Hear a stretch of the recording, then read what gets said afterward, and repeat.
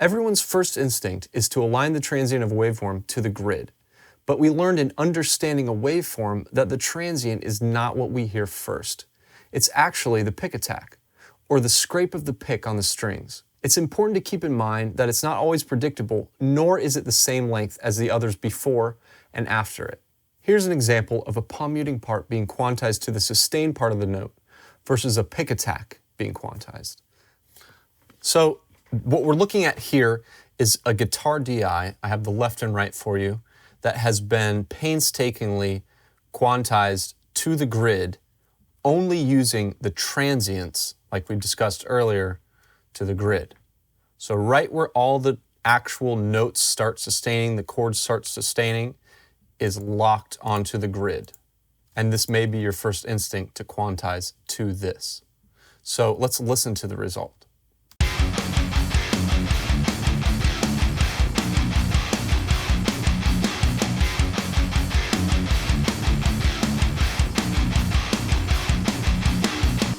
So that sounded pretty tight, but as you could hear, there was a little bit of variation in the left and right, and some people really want it locked on the grid. If you want to get that supreme tightness, like in heavier metal and heavier genres, you're going to want to do a different method of quantizing, and that's to use the pick attack as what you quantize with. The next example is here, and as you can see, these transients do not line up to the grid at all. Some of them are closer than others. This one is very far away. This one's very close. It just looks like, it almost looks like chaos. So just by looking at the DI, we can't really tell if that's on beat, but let's listen to it.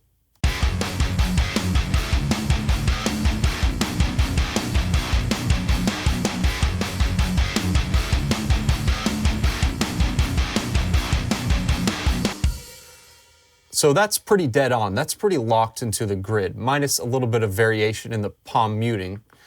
The actual timing is locked onto the grid perfectly. Now, how did we arrive at this result?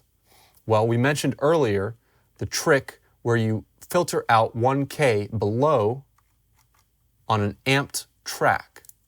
So here we have the regular guitar track in orange. Let's play that just by itself.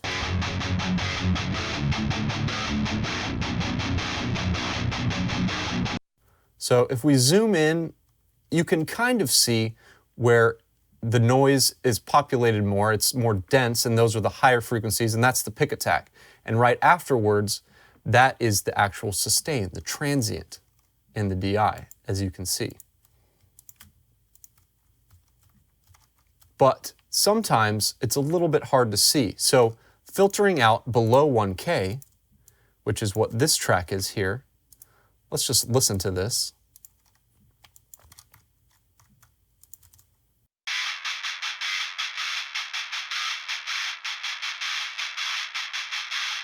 If we zoom in on this, we can clearly see where all the transients are.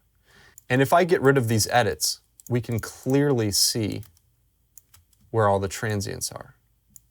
And those are what we actually locked to the grid. So that should answer the question that I'm always getting, which is, which should you actually quantize to the grid, the pick attack or the transient? Well, you've heard them both. You can decide for yourself.